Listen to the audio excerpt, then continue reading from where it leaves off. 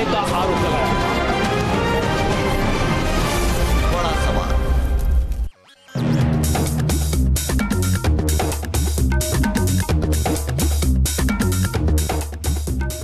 आप देख रहे हैं बड़ा सवाल। नमस्कार, मैं हूं अजय कुमार। आज का बड़ा सवाल है, क्या नेताओं के मन से चुनाव आयोग का डर पूरी तरीके से खत्म हो गया है? क्या नेताओं के मन से चुनाव आयोग का डर पूरी तरह से खत्म हो चुका है? और वो इसलिए क्योंकि जिस तरह के बयान लगातार आ रहे हैं, चुनाव आयोग ने 4 नेताओं के खिलाफ कार्रवाई भी की है। 72 से 48 घंटे तक उनके चुनाव प्रचार पर रोक लगाई है। इसके बावजूद जो आज स्थिति है, उसे देखकर यह कहा जा सकता है कि चुनाव आयोग का डर, ऐसा लगता है कि हमारे राजनेताओं के बीच से खत्म हो चुका है। तभी मनमाने बयान सामने आ रहे हैं। चीन समंदर के नीचे रेल लाइन बिछा रहा है। अमेरिका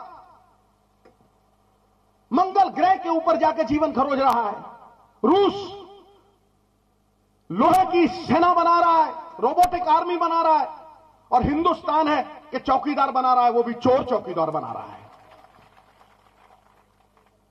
मैं कहता हूं चोर हो तुम, और डंके की चोट पे कहता हूं चोर हो तुम। जिसका पति चोरी के आरोप में हो, वो उसको तो लोग किस नजर से, पत्नी को किस नजर से देखा जाता है? हिंदुस्तान उसी नजर से देखेगा उनको।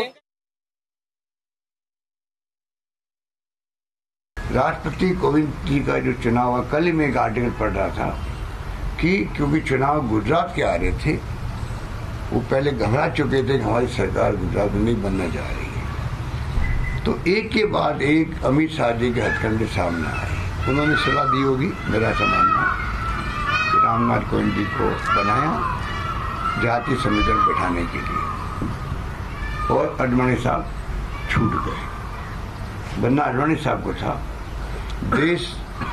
देश उम्मीद कर रहा था अब कम से कम आडवाणी साहब को वो सम्मान मिलेगा जिसके वो हकदार है। वंचित आपने बैन कर दिया सिर्फ इसलिए क्योंकि आजम खान मुसलमान थे, क्योंकि आजम खान को, भारतीय जनता पार्टी को खुश करने के लिए आजम खान को बैन करना बहुत ज़रूरी था।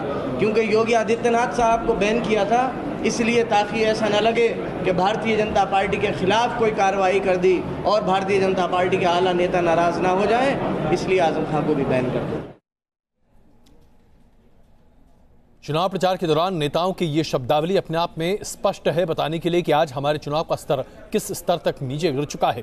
आइए चर्चा शुरू करते हैं। भारतीय जनता पार्टी से प्रेम शुक्ला जी, सुरेंद्र राजपूत जी कांग्रेस से, प्रोफेसर संगीत रागी, अजय कुमार जी एलजेपी से, अमित जमाई साहब समाजवादी पार्टी से, प्रोफेसर दिनेश वासनिक इस वक्त हमारे साथ मौजूद है। सीपीआई से आपका स्वागत है।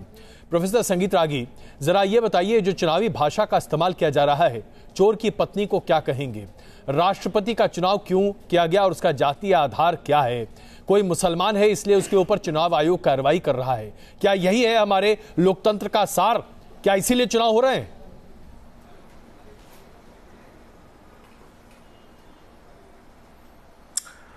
अजय जी, आपने एक बहुत बड़ा गंभीर मुद्दा उठाया है और वाकई जिस प्रकार की भाषा का प्रयोग इस चुनाव में देखने को मिल रहा है, मुझे याद नहीं है, मुझे 1977 की याद आती है जब लोग गाली गलौज की भाषा यूज करते थे। उस समय मैं दीवारों पर पढ़ता था, छोटा बच्चा था। लेकिन अभी जो स्थिति है जी, मुझे लगता था राहुल गांधी जी जब राजनीति में शीर्षस्थ पर आए तो उन्होंने कहा था कि एक हम नई राजनीति शुरू करेंगे। अब आप सिद्धू की भाषा को क्या कहें, उन्होंने ही तो गाली गलौज की भाषा शुरू की। आपके खिलाफ राहुल गांधी जी एफआईआर है, आपके परिवार के खिलाफ एफआईआर है, आपकी बहनोई के खिलाफ एफआईआर है, 18 एफआईआर हैं। आप उनको चोर नहीं करते हैं, आप अपनी माँ को चोरनी नहीं कहते हैं, आप अपनी बहन को चोरनी नहीं कहते हैं, लेकिन आप प्रधानमंत्री को चोर कहते हैं। आप स्वयं उस घेरे में हैं, तो आप क्या कहेंगे? क्या प्रधानमंत्री मनमोहन सिंह के बारे में इस प्रकार की गाली गलौज की भाषा के शुरू भारतीय जनता पार्टी ने की थी क्या? हमने अपने राजनीतिक विमर्श को गिरा दिया है। और इसका श्रेय सिर्फ एक डायनेस्टी पार्टी नहीं, परिवार की पार्टी को दिया जाता है, क्योंकि परिवार में होता ही है। परिवार जब परिवार थोड़ा जवाब ले लेता हूं। सुरेंद्र राजपूत जी हमारे साथ यहाँ पर मौजूद हैं। उसके लिए लोकतांत्रिक मूल्यों का कोई मायने नहीं रह क्या जाता सिर्फ है। राहुल गांधी की वजह से चुनाव का स्तर आज यहाँ तक इतना गिर चुका है? 2 दिनों से जो सिद्धू ने कहा है, चलिए मैं इसका जवाब ले रहा हूं। भारतीय सुरेंद्र राजपूत जी हमारे साथ हैं। रागी साहब जरा जवाब सुनिए आप।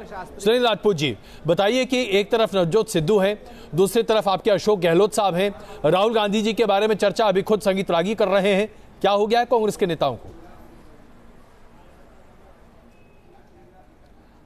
अजय भाई देखिए, सच्चाई यह है कि राजनीति में शब्दों की मर्यादा, शुचिता सबको रखनी चाहिए, लेकिन एक चीज बड़ी स्पष्ट है। अभी जो आदरणीय श्री संगीत रागी जी संघ शास्त्री जितनी बातें कह रहे थे, और उन्होंने ये तो कह दिया कि किसको चोर कहा और कहां से शुरुआत हुई, लेकिन उन्होंने ये नहीं कहा कि भरी सदन में जब प्रधानमंत्री डॉक्टर मनमोहन सिंह को राज्यसभा में चोर कहा जा रहा था तब इनके मुंह में दही जमी हुई थी।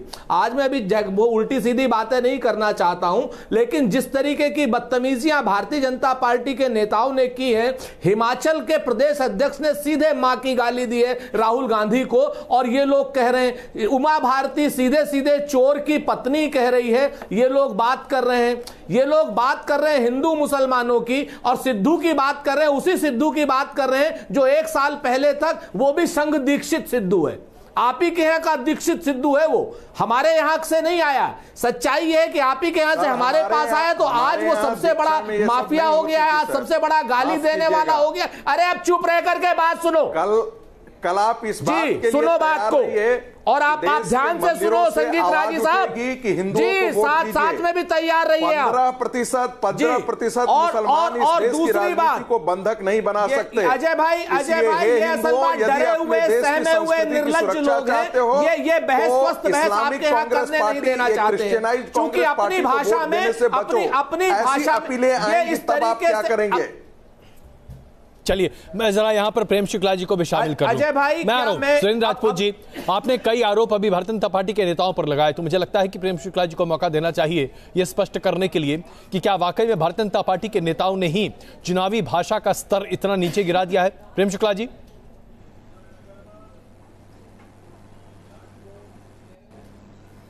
जी, मैं चूंकि राजपूत जी को सुन नहीं पाया हूं, इसलिए उनके आरोप क्या है मुझे पता नहीं, लेकिन इस बात को आप करके बताइए कि मौत का सौदागर शब्द का प्रयोग 2002 के चुनाव में जब किया गया था और एक निर्दोष व्यक्ति के लिए किया गया था, तो मौत का सौदागर शब्द जो है क्या चुनावी गरिमा को गिराने वाला नहीं था? जब श्रीमती प्रियंका वाड्रा ने नीच जाति का आदरणीय मोदी जी कहा, तो भाषा की गरिमा को गिराने वाला था कि नहीं था? चाय वाला कहा, गंगू तेली कहा, रावण कहा, नरभक्षी कहा, पता नहीं क्या क्या नहीं कहा, क्या नहीं कहा मोदी जी को। अब शब्दों में, शब्दकोश में अपशब्द कम पड़ जाएंगे, लेकिन कांग्रेस के तमाम नेताओं के अपशब्दों की श्रृंखला नहीं घटी। तो लगातार जो है चुनावी गरिमा को गिराने वाला, और तो और जाने दीजिए ना, आज एक प्रियंका चतुर्वेदी जिनकी प्रवक्ता है, प्रियंका चतुर्वेदी के प्रति जिस तरह से अभद्र भाषा का प्रयोग कांग्रेस के कार्यकर्ताओं ने किया, उसके लिए क्या जिन्होंने अपनी खुद की पीड़ा व्यक्त की है कि प्रियंका चतुर्वेदी जो इनकी प्रवक्ता है, उनके साथ मथुरा में असभ्य भाषा का प्रयोग किया जाता है, उनसे गुंडागर्दी की जाती है, एक महिला को उत्पीड़ित किया जाता है, और उत्पीड़न करने वालों को कांग्रेस में फिर से जो है सम्मानजनक स्थान दिया जाता है। ये पीड़ा स्वयं प्रियंका चतुर्वेदी व्यक्त कर रही है। तो भाषा की शालीनता कांग्रेस के संस्कारों में दूर दूर तक नहीं है। कांग्रेस का जवाब दीजिए, कम से कम प्रियंका चतुर्वेदी के मुद्दे पर तो स्पष्ट कर दीजिए, फिर हम आगे बढ़ते हैं। प्रयोग करते हैं सुरेंद्र राजपूत क्या है, कौन सी शालीनता है, मुझे बताइए ना जी। देखिए जी, बहुत हम स्पष्ट बताएं कि प्रियंका चतुर्वेदी जी के खिलाफ जिन कार्यकर्ताओं ने जो काम किया था, उनसे असहयोग किया था, उसके लिए हमने उनको पार्टी से सस्पेंड कर दिया था। नंबर 1, उन्होंने माफी मांगी प्रदेश कार्यालय में, वो शायद माफी अभी प्रियंका चतुर्वेदी जी के पास नहीं पहुंची है, वो भी पहुंच जाएगी। अब आप एक बात बताइए, जो प्रेम शुक्ला, आदरणीय प्रेम शुक्ला जी कह रहे हैं 2002 से, तो मैं 2004-5 का उदाहरण प्रेम शुक्ला जी को दे देता हूं। ये तो सामना के बड़े ख्याति लब्ध संपादक रहे हैं, कहने वाले रहे कि वो जो नरेंद्र मोदी है वो 13वीं का कौवा है। तो अब इसके लिए माफी कब मांगेंगे नरेंद्र मोदी से, ये भी जरा बता दें। अब दूसरी बात मैं कह दूं, इनके ऊपर आरोप नहीं, आरोप प्रधानमंत्री के ऊपर है कि असभ्य, असंस्कृत और निर्लज्ज भाषा का प्रयोग अगर किसी ने किया है तो नरेंद्र मोदी नाम के शख्स ने किया, जो आज की डेट में दुर्भाग्य से देश का प्रधानमंत्री है। उन्होंने जब वायनाड में हिंदू मुसलमान, क्षमा चाहूंगा इस मुद्दे पर, मैं क्षमा चाहूंगा सुरेंद्र जी, जब पुणे में कहा, उन्होंने जब 50 करोड़ की गर्लफ्रेंड कहा, मैं बड़े ही निवेदन के साथ ये कहना चाहता हूं कि दुर्भाग्यवश प्रधानमंत्री है, ये कहने का अधिकार आपको नहीं है। देश ने उन्हें चुना है और वो पूरे तरीके से चुनकर देश के प्रधानमंत्री हैं, ये दुर्भाग्य नहीं हो सकता हिंदुस्तान का। मैं इस बारे में मैं आपसे बिल्कुल इत्तेफाक नहीं रखता हूं। मैं क्षमा चाहता हूं, ये भाषा उपयुक्त नहीं है। मैं क्षमा चाहता हूं, ये भाषा उपयुक्त नहीं है। मैं क्षमा चाहता हूं सुरेंद्र जी, ये आपकी पार्टी 50 करोड़ की, नहीं, मैं क्षमा चाहता हूं। सोनिया गांधी को मैं सुरेंद्र जी, मैं आपकी बहुत इज्जत करता हूं, लेकिन मैं न्यूज नेशन का प्लेटफॉर्म आपको नहीं दूंगा प्रधानमंत्री जी के लिए अपशब्दों का इस्तेमाल करने के लिए। नरेंद्र मोदी जी देश के प्रधानमंत्री हैं, कम से कम किसी भी टेलीविजन पर उनके खिलाफ में अपशब्दों का इस्तेमाल ना करें। देश का दुर्भाग्य है। नहीं प्लीज, मैं क्षमा चाहता हूं, मैं क्षमा चाहता हूं। ये न्यूज नेशन इससे बिल्कुल इत्तेफाक नहीं रखता, बिल्कुल इत्तेफाक नहीं रखता। मैं क्षमा चाहता हूं, आगे बढ़े हम इस पे। सौभाग्य तो तभी सब जागता है। मैं आगे बढ़ूंगा, मैं आगे बढ़ता हूं। अजय कुमार जी, अजय कुमार जी, अजय कुमार जी, देश का अजय कुमार जी, मैं आपसे रागी जी, संगीत रागी जी प्लीज एक मिनट, संगीत रागी जी प्लीज एक मिनट, संगीत रागी जी प्लीज एक मिनट, मैं क्षमा चाहता हूं सर। अजय जी, राकेश सिन्हा नहीं बन सकते, नहीं जा पाओगे राज्यसभा, लोग कितनी चाटुकारिता करेंगे। अरे ये देश का पाप है, देश उस राहु और केतु की दशा से गुजर रहा है, जिसमें राहुल गांधी जैसा व्यक्ति जो है वो सत्ता बनने के लिए आगे आने की चुनौती पेश करता हो। पाप है, संघ अंग्रेजों का गुलाम है, संघ दलाल है। चलिए मैं आगे बढ़ रहा हूं प्लीज, आइए हम कम से कम अपने इस बहस में मर्यादित भाषा का इस्तेमाल करें। मैं अपने सभी गेस्ट से उम्मीद करता हूं कि ऐसा करेंगे। मैं क्षमा चाहता हूं प्रोफेसर वासने, प्लीज प्रोफेसर वासने, मैं सीधा सवाल आपसे पूछ रहा हूं। जो आज शब्दावली का इस्तेमाल किया जा रहा है, हर नेता, हर पॉलिटिकल पार्टी, यहां तक कि वामपंथी दल के नेता भी जिन शब्दावलियों का इस्तेमाल आज केरल और पश्चिम बंगाल में कर रहे हैं, वो अपने आप में निंदनीय है। ऐसा क्या हो गया हमारी राजनीति को? देखिए अजय जी, हमारे किसी भी मेन स्ट्रीम पार्टी लीडर ने ऐसी भाषा का प्रयोग नहीं किया और ना हम करते हैं। ये हमेशा भाषा का प्रयोग ऐसा ये बुर्जुआ पॉलिटिकल पार्टी के लोग करते हैं, क्योंकि इनका वोट के जरिए जीत के ये जनता की सेवा कम, अपने जेब की सेवा ज्यादा करते हैं, इसलिए ये प्रॉब्लम आती है। प्रश्न ये उठता है कि जब इस देश के प्रधानमंत्री बिजली को हिंदू मुसलमान बना देंगे, किसी महिला को जर्सी काऊ कह देंगे, किसी को 50 करोड़ की गर्लफ्रेंड कह देंगे, तो इस देश में क्या होगा? क्या होगा देश का? आप मुझे बताइए। संविधान को ये नहीं मानते, साबरीमाला इशू पे अमित शाह जी और मोदी जी दोनों ही सुप्रीम कोर्ट के निर्णय की धज्जियां उड़ा देते। देश का प्रधानमंत्री सुप्रीम कोर्ट की अवमानना पब्लिक मीटिंग में करता है केरल में। बता दीजिए तो इलेक्शन कमीशन का डर कैसे रहेगा? और इलेक्शन कमीशन का डर इसलिए भी नहीं रहेगा कि देश की 21 राजनीतिक दल कहते हैं कि आप 50% वीवीपैट की पर्ची काउंट कीजिए। जो 70% वोट लेते हैं, एब्सोल्यूट मेजोरिटी के दल हैं, उनको इलेक्शन कमीशन मानने को तैयार नहीं है। चुनाव मास्टर जी, आपका जवाब प्रेम शुक्ला जी दे रहे हैं। मैं छोटा जवाब लूं प्रेम शुक्ला जी से, उसका मैं आगे बढ़ता हूं। प्रेम शुक्ला जी नहीं कर पा रहा है। प्रेम शुक्ला जी प्लीज एक छोटा जवाब दीजिए। के निर्णय को आप उसकी उच्च न्यायालय की अवमानना, बीजेपी वालों की आदत हो गई है कि दूसरों को बोलने नहीं देते। एक तरफ ये कहते हैं परिवारवाद, दूसरा जैसे ही मोदी जी का नाम आता है इनको जलन होने लगती है। बड़ी मुश्किल है बीजेपी वालों के सामने बोलना। आपने कहा हमारा मुख्यधारक कोई नेता नहीं, विजयन को मुख्यधारक नेता नहीं मानते। आप बाद में प्रश्न पूछ लो ना प्रेम शुक्ला जी, पहले बोलने तो दो। मास्टर जी नहीं बोला था। मास्टर जी जरा प्रेम शुक्ला जी को बोलने दीजिए प्लीज। मास्टर जी मैं आग्रह कर रहा हूं, आपने अपनी बात रखी। मास्टर जी अभी आपने अपनी बात रखी, जरा प्रेम शुक्ला जी की बात सुन लेते हैं प्लीज। प्रेम शुक्ला जी की धज्जियां उड़ा दी।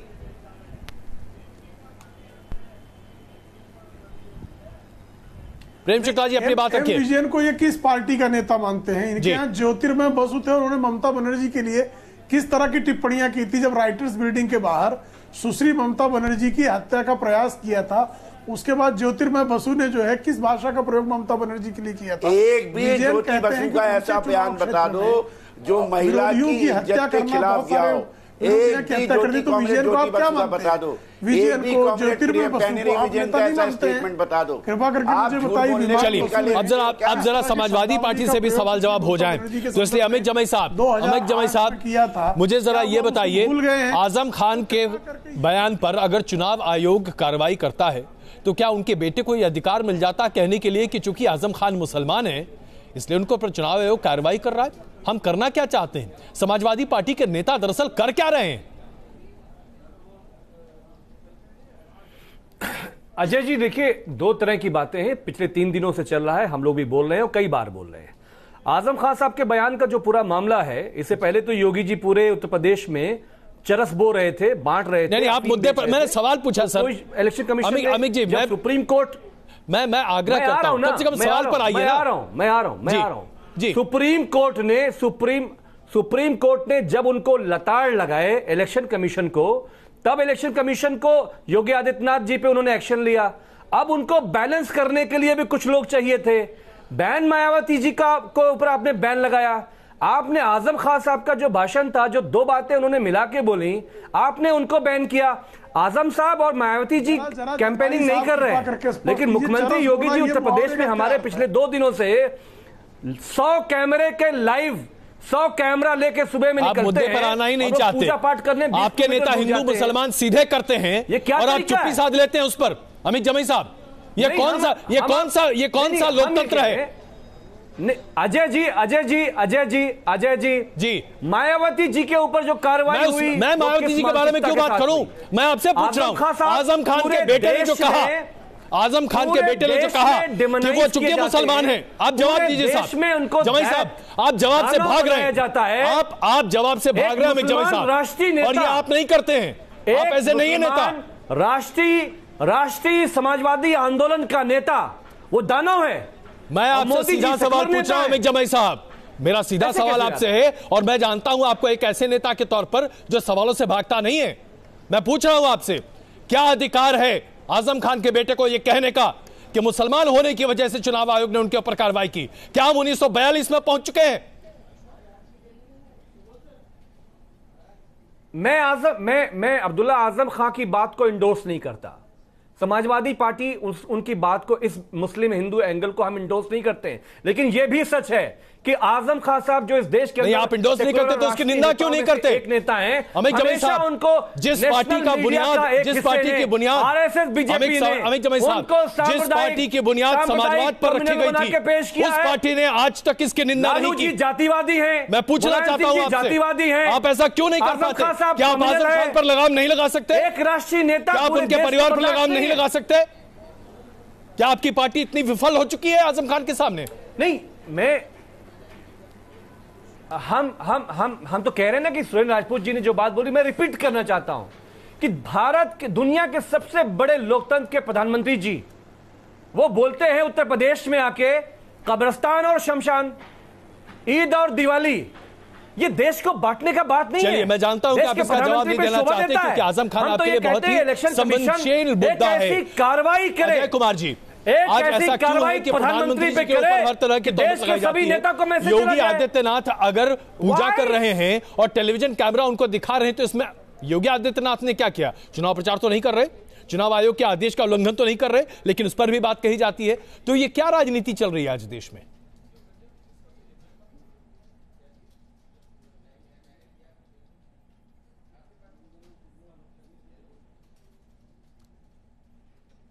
अजय कुमार जी, आप हमारी आवाज सुन पा रहे हैं? ऐसा लग रहा है कि अजय जी हमारी आवाज नहीं सुन पा रहे। यही सवाल संगीत रागी जी मैं आपसे लेना चाहता हूं। मुझे इस बात को समझाने में जरा मदद कीजिए, ऐसा क्यों है कि हर राजनीतिक दल मुद्दे को गोल गोल घुमा देता है? जाति सूचक और जातिवादी टिप्पणियां की जाती हैं बड़े पैमाने पर, यहां तक कि हर मामले में किसी न किसी तरीके से अब संवैधानिक ओहदों पर बैठे लोगों को भी घसीटा जा रहा है, चाहे वो कांग्रेस पार्टी के द्वारा हो या बीजेपी के द्वारा हो। मैं आपसे पूछना चाहता हूं, एक अगर गलत करेगा तो दूसरे को लाइसेंस है कि वो भी गलत कर ले? देखिए अजय जी, शब्दों को लेकर के अब अराजकता हो चुकी है। अब कोई आप रोक नहीं पाएंगे। आप चुनाव आयोग की बात करते हैं, जब पॉलिटिकल पार्टियां कहती हैं कि हम टेलीविजन देंगे, लैपटॉप देंगे, सोने के गहने देंगे, इतना पैसा देंगे, ये क्या है? ये घुसखोरी नहीं है, बट दुर्भाग्य से चुनाव आयोग इसको देखता नहीं है। लोग नीतियों पर बात नहीं करते हैं, देश के बारे में विजन नहीं है, और उस विजन का इस सरकार ने क्या किया है उसका मूल्यांकन करने की उनकी हिम्मत नहीं है। आप ले दे करके आप चुनावी तुकबंदी पर आप चले जाते हैं, और चुनावी तुकबंदी की जो यात्रा है वो यहां तक आप पहुंचे हैं कि आप गाली गलौज की भाषा आप करते हैं। सिद्धू ने जिस प्रकार से मुसलमानों को अपील किया, आप समझ सकते हैं, ये 1946 की याद आती है। देखिए, तमाम मोदी, सारे मोदी चोर है, इस तरह की बात करना, समग्र समाज के संदर्भ में इस तरह की टिप्पणी करना, बारंबार उनको पिछड़ी जाति का होने के कारण उन पर जो है प्रहार करना, प्रियंका वाड्रा द्वारा उनको नीच जाति का कहा जाना। अरे भाई, आप नामदार हैं, इसका अर्थ तो इस जनतांत्रिक व्यवस्था में आप पिछड़ी जाति। अरे शुक्ला जी, पिछड़ी जाति याद आ गई। सारे लोगों को जो है आप अवमानना सूचक उनके लिए बयान, प्रधानमंत्री जी पिछड़ी जाति के हैं कहेंगे। ये क्या कहना है इनका? क्या इनका दायित्व है? क्या इनसे अपेक्षा है? एक राहुल गांधी से अपेक्षा थी कि कम से कम जो है एक राष्ट्रीय पार्टी के अध्यक्ष हो गए हैं, तो कभी लेकिन प्रेम शुक्ला जी, अगर उस बयान को आप सही संदर्भ में देखें, पिछड़ी जाति के कब हो गए? अच्छा चलिए, अमित जमई साहब आपसे सवाल पूछ रहे हैं। अमित जी, आप सवाल पूछ लीजिए। अमित जी प्लीज। पिछड़ी जाति के हैं वो, कब हो गए? शुक्ला जी ये बता दीजिए, मैंने आपकी वाणी से जो सुना है, क्या ये मैंने सही सुना है? रहेंगे आज आपने जो है नष्ट हो जाएंगी और पिछड़े जाति का बना दिया करके जो है, और हमारे प्रधानमंत्री ने आपकी सरकार में रोहित वेमुला की हत्या करवाई। आप लोगों ने, आपने नजीब को गायब कराया, आपने आरक्षण पे हमला किया, सरकार ने रोहित वेमुला की हत्या करवाई, आपने गुजरात में दलितों को कत्लेआम करवाया, हत्याएं करवाने का काम 13 पॉइंट रोस्टर के जरिए पिताश्री ने किया था, जो नियुक्तियां थी टीचर्स की, हत्याएं करवाई, हमला करवाया। इसलिए करवाई थी ताकि प्रधानमंत्री के लोग उनको प्रसन्न होके आरएसएस में जाने के बाद कोई पिछड़ा नहीं रहता है। आपने उत्तराखंड के में जाने के बाद बलात्कार करवाया था, मनुस्मृति का संविधान चलता है आपके यहाँ, हत्याएं करवाना पिछड़ा नाम मत लिया करिए। समाजवादी पार्टी की परंपरा है, और आपने टिकट दे दिया। क्या राहुल गांधी वाकई में जाति सूचक बयान दे रहे थे, जिसे प्रधानमंत्री जी ने अपने भाषण में इस्तेमाल किया? प्रधानमंत्री जी ने कहा कि आप जाति सूचक बात कर रहे हैं, उसके बाद एक नई बहस शुरू हो चुकी है। सुरेंद्र राजपूत जी जवाब दीजिए। शहीद आपके आराध्य होंगे, हम तो उनको जो है जब मिल जाएंगे तो उनको सीधे कब्रिस्तान पहुंचाएंगे। मूल रूप हाफिज सईद जिस दिन लग गए वो सीधे कब्रिस्तान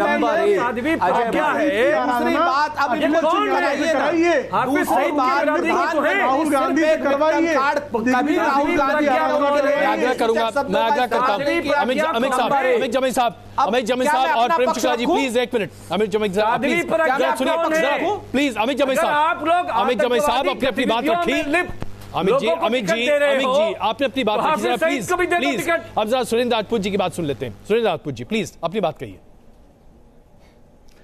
सर, दो बातें बड़ी स्पष्ट हैं। प्रधानमंत्री जी अपनी हार के डर से आज की डेट में आखिरी विक्टिम कार्ड खेल रहे हैं। किसी भी शख्स ने प्रधानमंत्री जी की जाति पर कोई प्रश्न नहीं उठाया। प्रधानमंत्री चूंकि अब इस वक्त वो आसन्न हार के खतरे से डर गए हैं, खींचे हुए हैं, इसलिए वो बात कर रहे हैं। अजय भाई, आपके माध्यम से मैं सिर्फ एक सवाल उठा रहा हूं प्रधानमंत्री जी को कि कल लेटरल एंट्री में 9 नियुक्तियां हुई हैं, जो इस वक्त लेटरल एंट्री में हुई है, क्या एक भी दलित या एक भी पिछड़े को इन्होंने उसमें आरक्षण की व्यवस्था दी?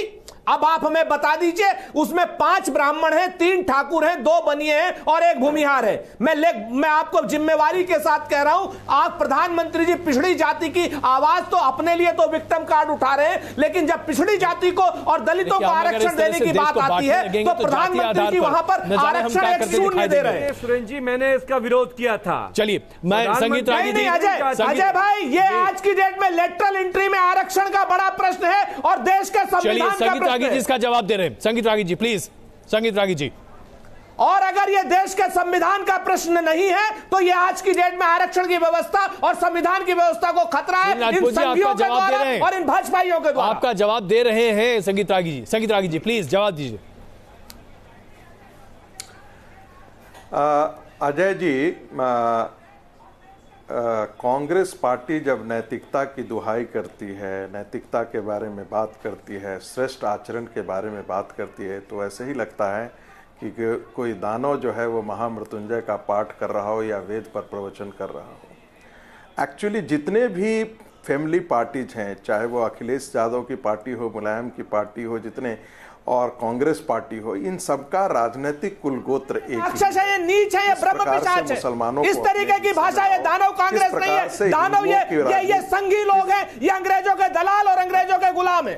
प्लीज, ये दानव है, ये महादानव है, ये महापात्र है, ये निर्लज्ज है, ये नीच है, ये उठाई गिरे हैं। सारा स्तर इनका जी नहीं, अभी नहीं हुई। आप संविधान विरोधी हैं, देश विरोधी है। आप जैसा बदतमीज आदमी नहीं है, आप कांग्रेस को दानव कहेंगे। अच्छा चलिए, मैं आग्रह आप जो है वो बहस करें, हम इस तरह से एक दूसरे पर आरोप करेंगे, माफ है। मैं आप सबसे आग्रह करता हूं, वत्स तुम्हें 100 गालियां माफ है। जब जिस समय 101 गाली होगी मैं अपने तर्कस से तीर निकालूंगा। माफ नहीं, वत्स को तुम्हें 100 गालियां माफ है वत्स। पूरे अंग्रेजों के, तुम अभी बहुत बच्चे हो, अंग्रेजों के गुलाम हो। अच्छा चलिए, आइए मैं जरा चर्चा को आगे लेकर चलूं। प्लीज आइए जरा, मैं चर्चा को लेकर आगे चलूं। शुरू हुई है, मैं चर्चा को लेकर आगे चलूं। अजय कुमार जी, क्या आज वाकई में कांग्रेस का ये आरोप कहीं से भी सत्य है कि प्रधानमंत्री जी, संविधान विरोधी? अजय कुमार जी घटक दल के तौर पर, मैं अजय कुमार जी घटक दल के तौर पर, क्या आज आपको ऐसा वाकई में लगता है कि कांग्रेस के आरोप में इस दम में जरा सा भी दम है कि प्रधानमंत्री जी हताशा की वजह से जाति सूचक अब टिप्पणियां या फिर उसके आधार पर राजनीति कर रहे हैं और चुनावी सभा में ये बातें कह रहे हैं? देखिए अजय जी, मुझे तो आपके चैनल पे ये कहना पड़ रहा है कि आज अदालत लगी थी कत्ल के जुर्म के फैसला हेतु, लेकिन यहाँ कत्ल ही होते चले गए। हम अपशब्द बदजुबानी की चर्चा करने बैठे हैं चैनल पे। किसने किस तरह के शब्दों का प्रयोग किया, जनता तक क्या संदेश गया, यह आपके सामने स्पष्ट है।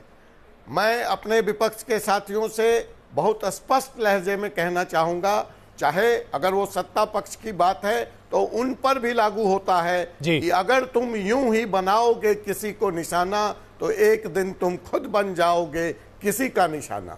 यह जनता है।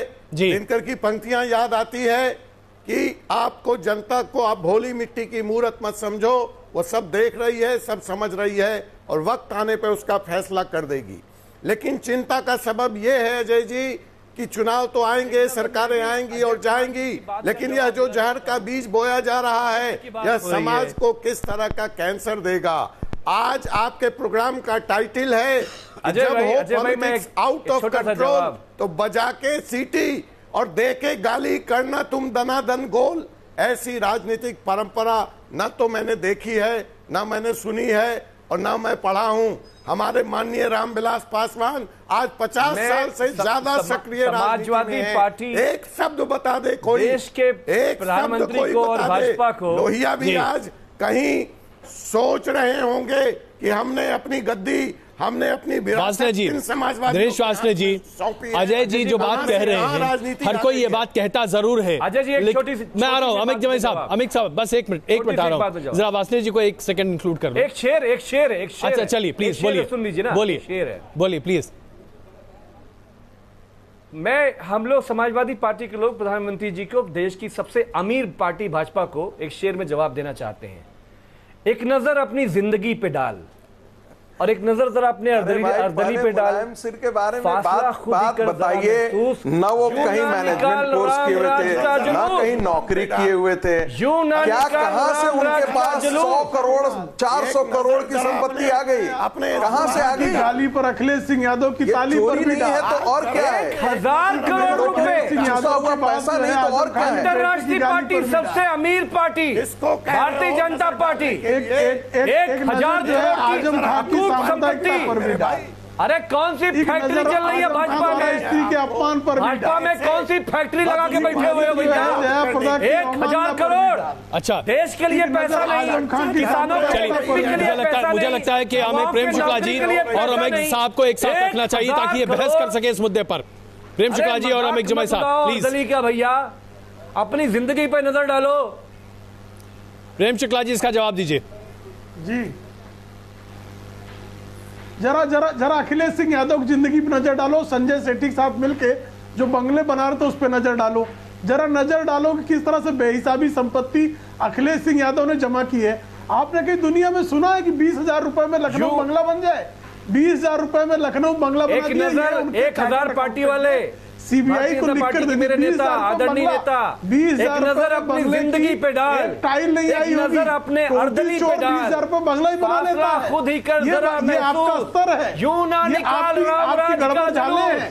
और उसके बाद उन सारी फाइलों को लेकर जो 1,000 करोड़ रुपए आपका पार्टी में आ गए, मजबूरी भी है। कौन सी फैक्ट्री चलती है भारतीय जनता पार्टी के पास? जरा उनसे पूछ कर लगाए हो कौन सी नौकरी? आज हम बात कर रहे हैं चुनावी सूचिता की, इसलिए आज हम जरा पॉलिटिकल डोनेशंस की बात नहीं कर रहे हैं। मैं इस चर्चा को जरा अपने चर्चा पर वापस लाता हूँ। नेताजी के पास तो घर ही मैं इस चर्चा को वापस लाता हूँ। दिनेश वाशने जी, अजय कुमार जी ने अभी कहा कि हर किसी को सूचिता का ख्याल रखना चाहिए। सवाल यह है कि आज ऐसा नहीं हो पा रहा। चुनाव आयोग के द्वारा दंडित किए जाने के बाद भी पार्टियां नहीं मान रही। रास्ता है कुछ, या हम दरअसल इसी तरह के शब्दावली का इस्तेमाल देखते रहेंगे? एक और दूसरा, ये जाति सूचक या जातीय आधार पर वोट, ये कब खत्म होगा?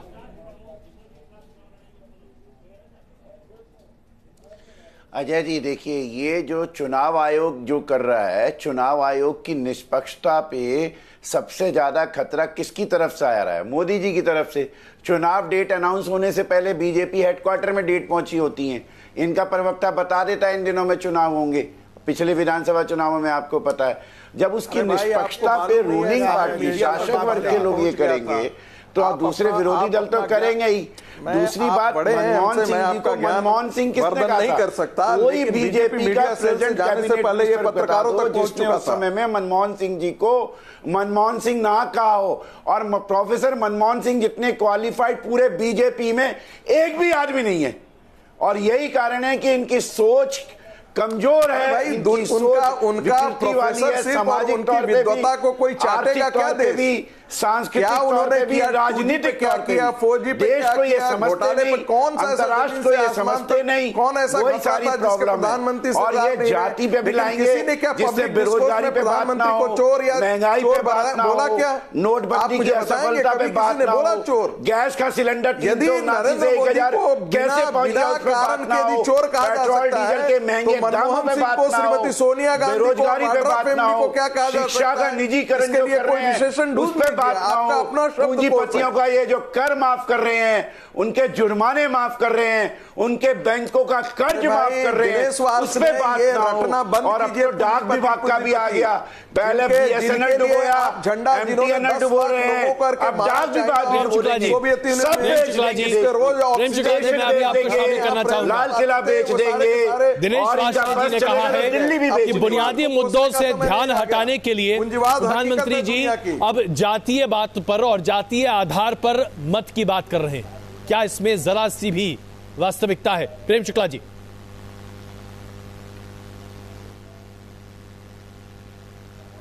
जरा सी भी वास्तविकता नहीं, लेकिन जब प्रधानमंत्री जी की जाति को नीच जाति कह के श्रीमती प्रियंका वड्रा, जो भ्रष्टाचार शिरोमणि रॉबर्ट वड्रा की पत्नी होने के नाते भ्रष्टाचार करने वाला एक भ्रष्टाचारी है, तो भ्रष्टाचार को समर्थन देने वाली उसकी पत्नी को भ्रष्टाचारिणी कहना मुझे लगता कोई गलत नहीं है।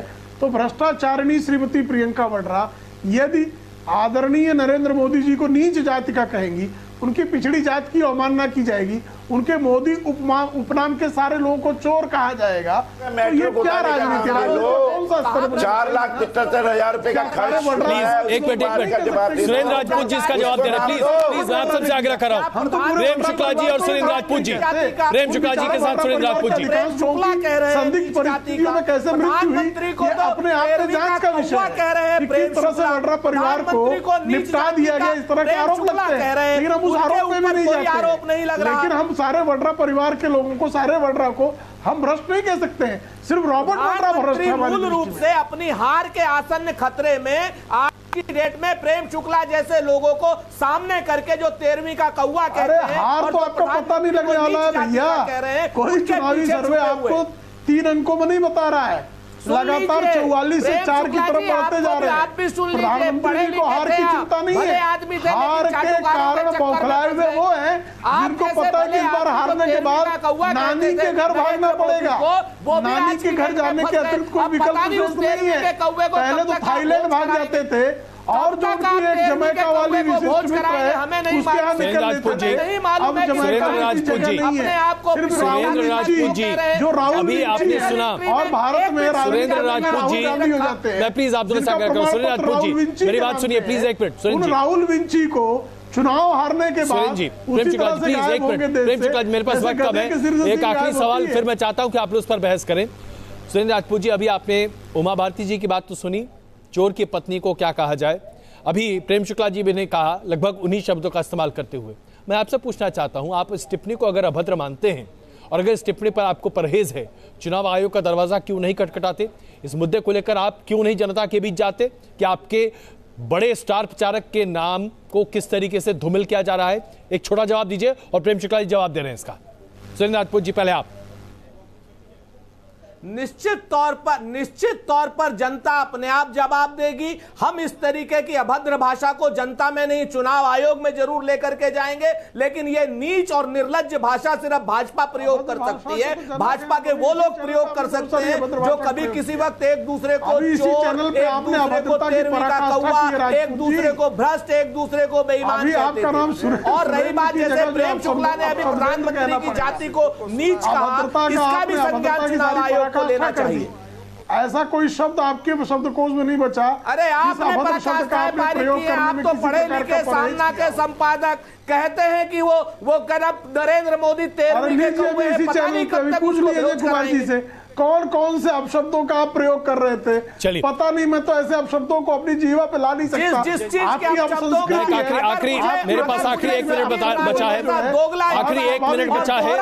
संगीत रागी जी आखिरी टिप्पणी आपकी, संगीत रागी जी आखिरी टिप्पणी आपकी, 1 मिनट में अपनी बात समाप्त कीजिए। और नरेंद्र मोदी का भी चाटुकार प्रयोग किया जाए, बताइए ना। 420 रॉबर्ट वाड्रा की पत्नी के लिए किन शब्दों का विशेषणों का प्रयोग किया? भारतीय लोकतंत्र के विमर्श को गाली गलौज की भाषा ने बहुत ही गंदा कर दिया है, जिसमें कोई दो राय नहीं है कि सारी पार्टियां इसमें सम्मिलित है। भारतीय जनता पार्टी की तरफ से भी गलत बातें कही गई हैं, लेकिन यदि किसी पर दोष जाता है, इस पूरी परंपरा को गंदा करने का यदि दोष जाता है तो इसका श्रेय और दोष सबसे पहले श्रीमती सोनिया गांधी को जाता है और उनके युवराज को जाता है, जिन्होंने एक संवैधानिक संस्था को दूषित करने का काम किया है। भाजपा की राजनीतिक समझ इतनी अवयस्क है कि एक मास्टर के बच्चे से बेहतर उनके पास बौद्धिक गुण नहीं है। यही कारण है कि आप सोचिए, आप कांग्रेस को दानव कहे, जो निर्लज्ज आदमी कांग्रेस को दानव कहे, उस आदमी से हमें कोई हमें मैं क्षमा चाहूंगा आप सबसे, मैं आप सबसे क्षमा चाहूंगा, हमारी बहस का वक्त यहीं खत्म होता है, मैं क्षमा चाहता हूं। लेकिन इसमें कोई शक नहीं है कि हर राजनीतिक दल ये मानता है कि भाषा की मर्यादा होनी चाहिए। बस जैसे ही माइक सामने हो और रैली सामने हो, यह मर्यादा हवा में कहीं घुल जाती है और अमर्यादित भाषा बड़े पैमाने पर इस्तेमाल हो रही है। बड़ा सवाल है आज के लिए बस इतना ही। लगातार देखते रहिए न्यूज़ नेशन।